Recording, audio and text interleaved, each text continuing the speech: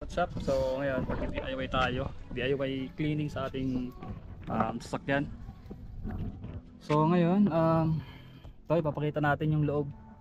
So ayan, marami ng buhangin. Ayan, so i-vacuum natin yan gamit yung TIX vacuum cleaner. So nabili ko lang to sa online. By the way, hindi pala to sponsor ng TIX, no? So pero kung sponsoran tayo, bakit naman hindi, di ba? Pero sariling pera nang ginamit natin dyan. So ngayon, bago natin gawin yun, tatanggalin muna natin yung mga mat na to. So yan, tatanggalin muna natin yan. Dito wala na, tinanggal ko na. So ibabacuum natin. So tatry muna natin. Yan, ito. Mas mabilis kasi siya i-vacuum kapag nakatanggal tong mga ano na to, mat.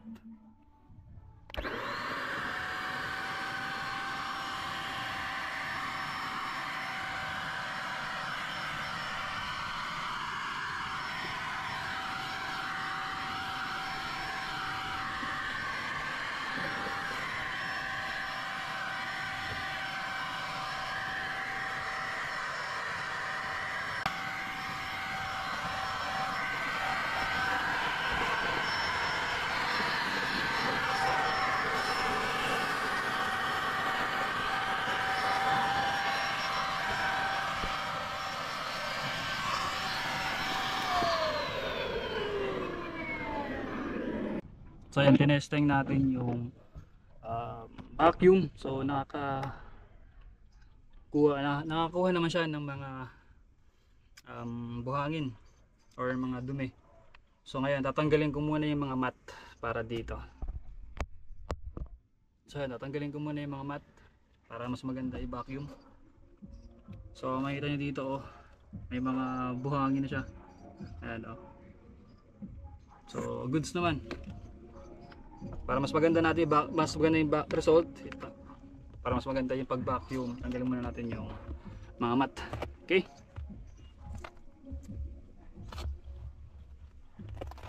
So ayan, ito, tanggalin natin yan sa gitna ang part.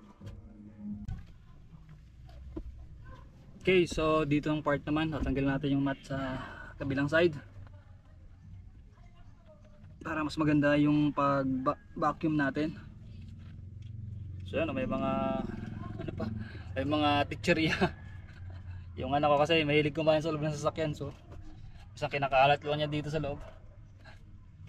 Alright, so ngayon natanggal na natin yung mga mat dito.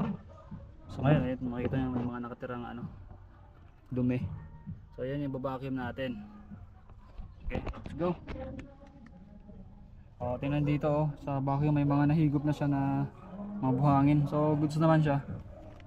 TIX vacuum cleaner. So let's go.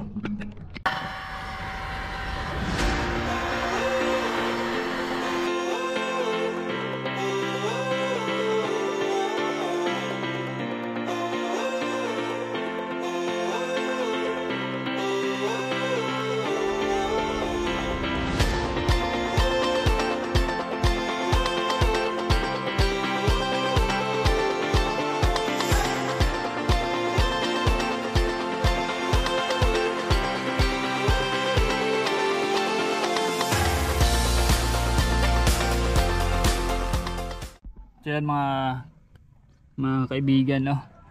Yung sasakyan ko may mga ano na teacherya sa loob yan, no? Yung mga gilid-gilid, mga sulok-sulok ng upuan.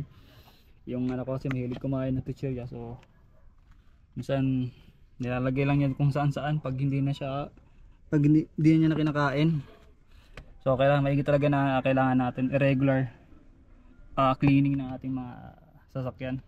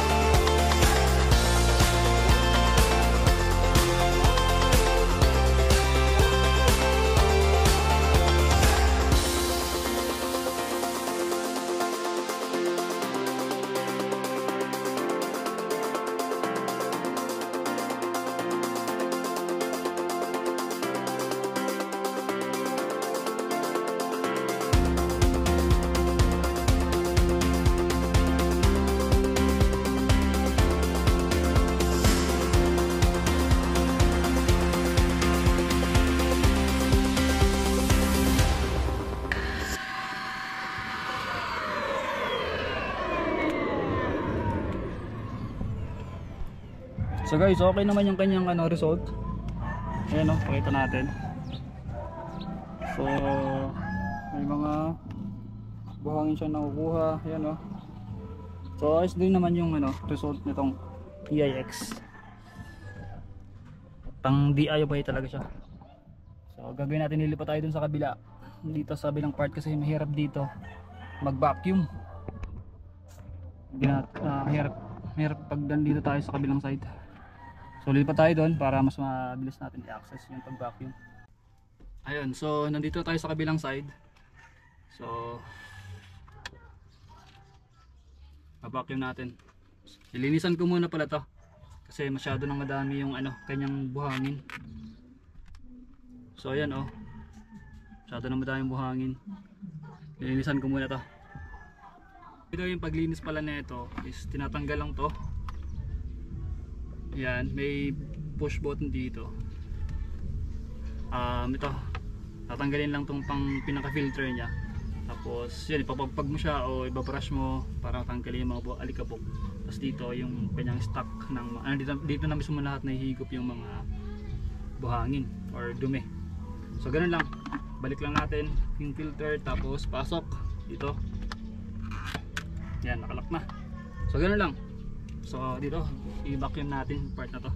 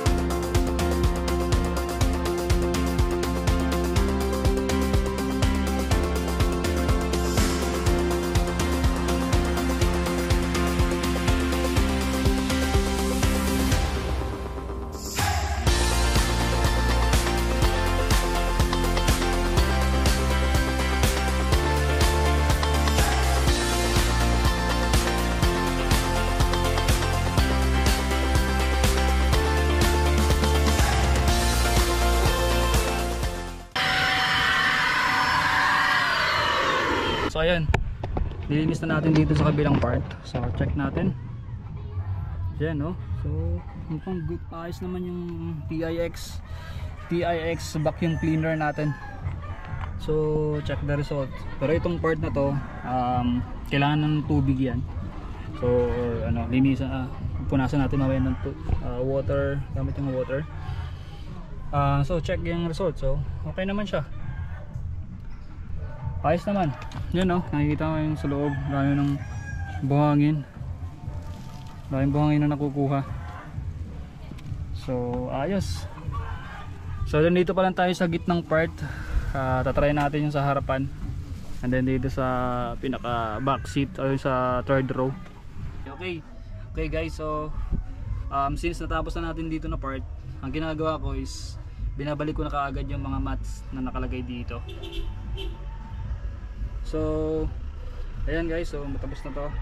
Pinagpag ko na siya. Ilalagay na natin siya dito. So yan yung tiktik na ginagawa ko para mas mabilis siya matapos, para hindi tayo matatambakan. So ayan, lagay ko na yung dito na part. Tapos kakabit ko naman yung dito sa kabilang side, yung sa gitna at dito sa gilid. So ito yung sa gitnang part. Kakabit lang natin agad para mabilis tayo matapos. Right, yung sa dulo naman ay sa kabilang side. Ito naman sa last part ng gitnang row. Lagay lang natin.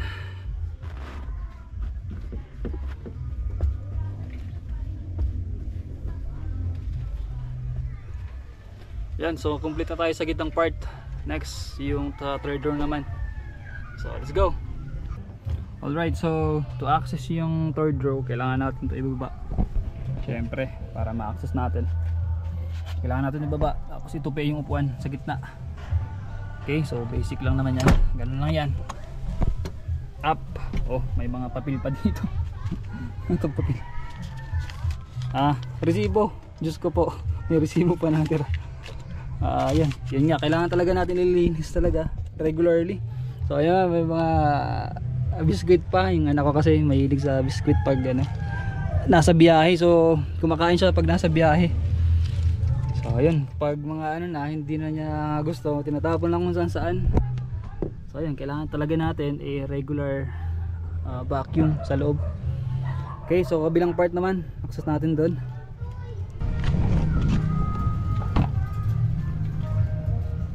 Pumasok pa na lang. So dito up lang. So yan. So yan, ma-access na natin yung third row. So yan, may mga biscuit. So ngayon tatanggalin ulit natin yung mat na ito para mas mabilis siya i-vacuum.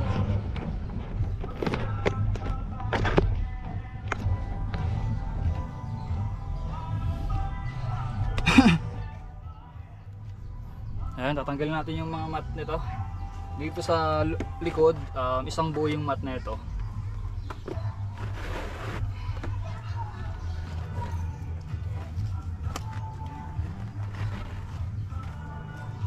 Right, so dito sa third row, ibabacuum natin. So unahin ko muna dito sa mga upuan para mabilis tayo, tsaka hindi madudumihan yung upuan pag binacuum natin.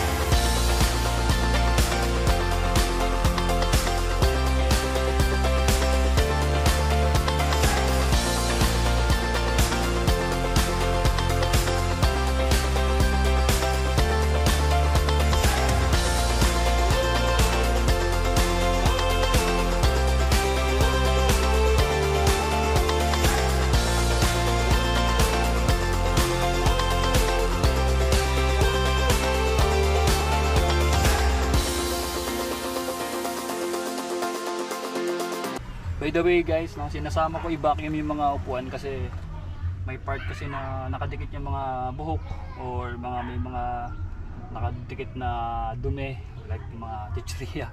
So kailangan natin i-vacuum din yung mga upuan.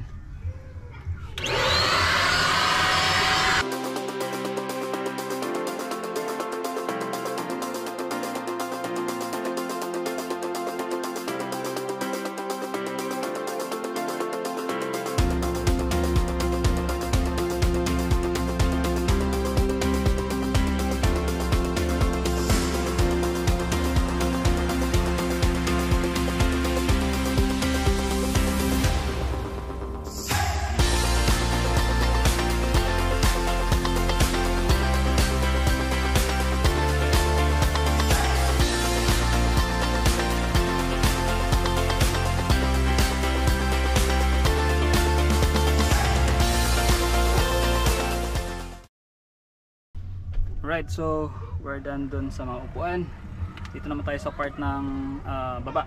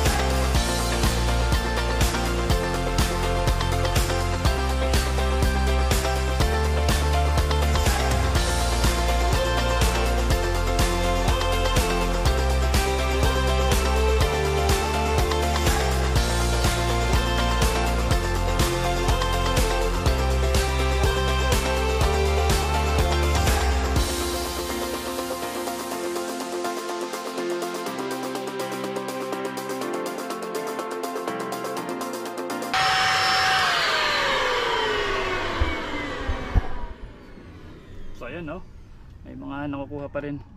Though dito sa part na to, sa third row, hindi siya ganun ka dumi, pero may mga part lang since hindi naman palagi nandito yung tao, pero madumi pa rin. That is, so ayos talaga yung ating ano, pang DIY TIXX vacuum cleaner. Okay, so we're done dito sa gitnang part, ayos sa third row. So ikakabit na lang natin yung ating mat dito. Right, sige.